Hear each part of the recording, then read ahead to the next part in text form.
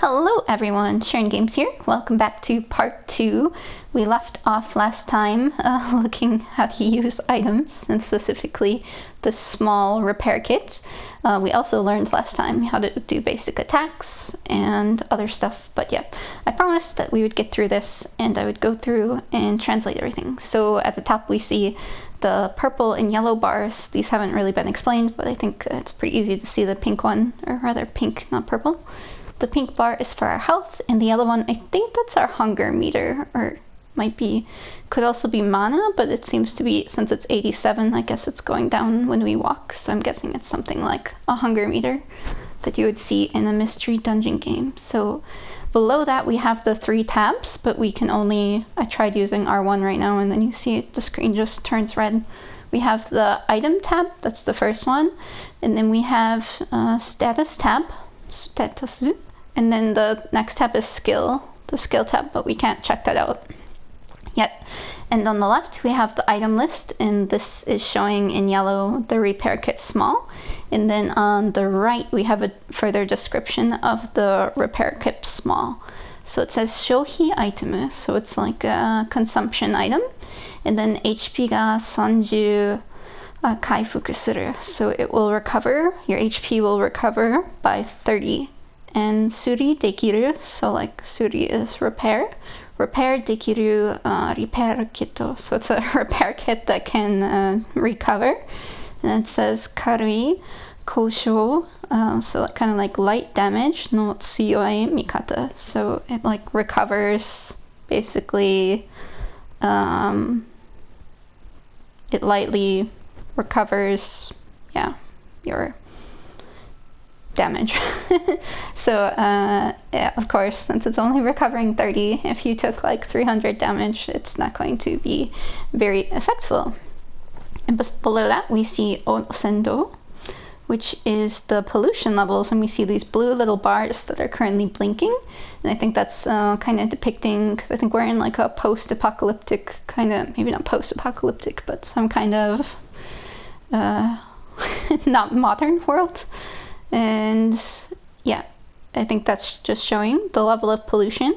And below that we see Shingen, which at the way bottom where it shows like the green, blue, yellow, and pink signs at the bottom, and those are the resources. So this has 30, I guess the green represents healing, I think the blue represents pollution, I'm guessing the yellow maybe is either hunger or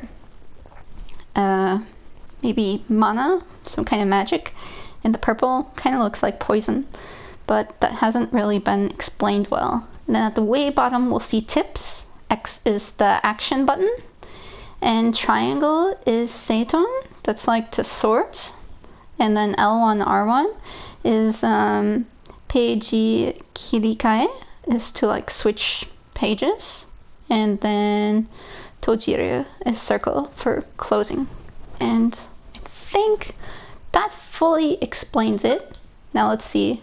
They're forcing us to use. So if you press X now on this for action, on the healing set, you'll see 3 options, but you can't scroll down. The first one is use. The second one is nageru, which is throw. And then the third is oku, which is place. But we're only allowed to use right now. So even though our health is only 23 out of 25, so in my opinion, we don't really need to heal, the game is kind of forcing us to heal. So okay. We healed, and now we will keep walking. We could run if we want, because we learned how to do that. I just did a little bit. Ooh, another item on the floor. Another tutorial that we'll have. Okay.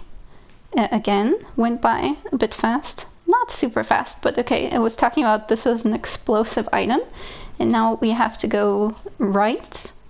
Move right. That's what it's saying. Okay, we did that. And then now it's telling us about being able to change directions. So it says square plus muki o henko to change directions. This is actually what I taught you last time. If you hold square and then go up, down, left, right, you can change your directions. And of course they wanted us to face the enemy. And now they're instructing us to open the menu again. Menu o hiraku with triangle. So we open the menu again, and now we see another lovely screen for me to translate for you guys. So this is our grenade. Grenade bomb is what it's called, and I already explained the top things, so I don't have to go into that, so I'll just focus on the left side again. So we have the grenade bomb, and then again, shohi item. It's a consumption item, once again. And yeah, bombs are very relevant. I think we all know how to use bombs. So it says it will 60 damageを与える. So it will do 60 damage. bunmei. So it's like talking about in the old civilization, 使用した 兵器. It was a weapon that was used in the old civilization. 対象 target に 強烈な damage を与える. So it will do strong damage to your target. Although I'm not sure if I would consider 60 damage to be very strong. And this is also showing the pollution levels with the blue arrows. And then at the bottom of again, we have the resources, but this time we see there's not 30 in the green, it's only 5, and then 25. So I think the bomb does a lot more pollution damage, which is what we see here.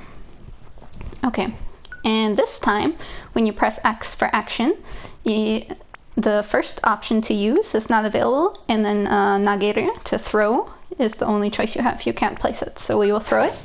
And there, the enemy blew up. Pretty cool. And on the map you can see there's no like dots. I think if there are items, there will be dots, so you can know if you should avoid something or not. Some games, you know, don't show it, and you really have to explore every corner, but I think this is one of the games where it will show it if there is something there that needs to be looked at. Okay, can I move diagonally? Okay, you can. If you hold square and then use up and right, you can move diagonally. That's good to know. I was wondering about that. Okay, killed these two guys fairly easily. I think that went pretty well. And now we'll be moving to the next floor. It's asking once again, 次の floor へ移動しますか? Do you want to move? Yes or no? We'll press yes. There's really not too much a reason for us to stay on the same floor. Moving on. Okay, another enemy. I don't know what I was expecting. Okay, level up. So now we can choose what we want. So after we see the attack and defense at the top, the kanji next to it is kyoka, which is strengthen, and it's saying passive on both of them. So attack ga 3 増える. You can either raise your attack by 3 or defense ga 3 増える. So raise your attack or defense by 3, and you can pick which one you want on the left or right. I tend to always prefer having higher attack because I don't defend well and I just use lots of healing items when I need to. So okay, that's what I picked. And this is going to be too fast for me to read again, right? Yep. But okay, from what I could tell, they were just talking about passive skills and kind of just teaching you about passive skills and how they kind of work and what they do. I think most of you know what passive skills do if you've played enough games anyways. Okay, got that guy. And it's pretty easy. So no one's so super strong. I don't know in the final version if there'll be multiple difficulty levels, but I tend not to play on really hard difficulty anyways. But I know some people like to play games on a harder difficulty level. Okay, this is going a bit too strong a bit too fast for me again. But from what I could see, they're talking about a strong, like, enemy presence. And once there's a strong enemy presence, you should use your ultimate ability, which you can use active skill. You can use Shio to use if you press L1, press square.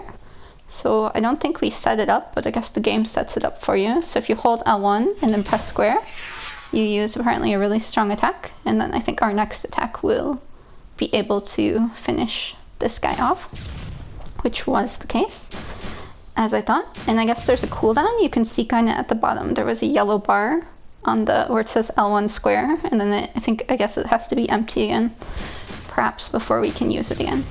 But our yellow bar at the top went down quite, but you can see with every few moves, that seems to be going down. It's at 60? Yeah, then 59, I don't know, maybe every 10 steps or so. Goes down a bit, and on to the next floor. Floor 4 already. I feel like that went by pretty fast. Ooh, and cutscene, yay! Less translating for me then, I guess, for a while. Oh, I guess they want me to move around, right? No, still can't move around. Oh no, I can. I just can't use the, for whatever reason, you can't use the joypad. You have to use the directionals. Okay. Sorry about that. It was my turn to move around. Let's jump. It would be bad if I would jump and something bad would happen, but I don't think anything too bad will happen here. Ooh, we're in some kind of bubble. And there's something sticking out of the grass. Still can't move. My character's just moving on its own.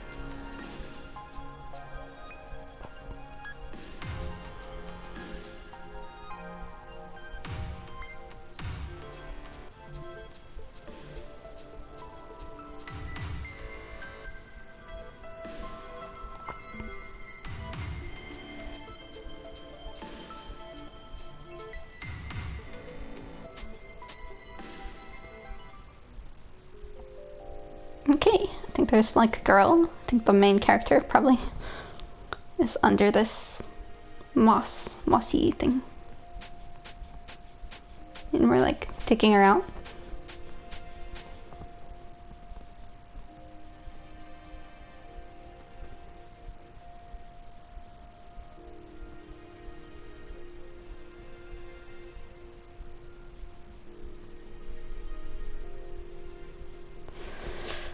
Gusun. I think the gusun is like a sniffing sound effect. Oh, I could actually press X that time. It didn't go too fast. But yeah, I think it's like some kind of sniffing sound effect.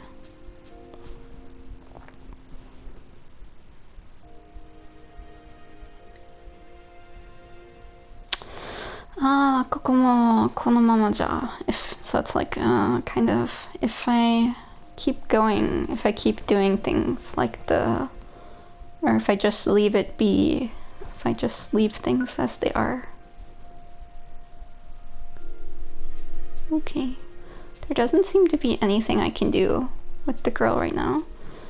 So let's go out. Ooh, we're in a bottle. That's pretty cool. I like the look of it. This end's broken, and this end is still closed. Ooh. And we go down some stairs. I guess there will be more dialogue coming up. I think this is a good point to stop my part 2.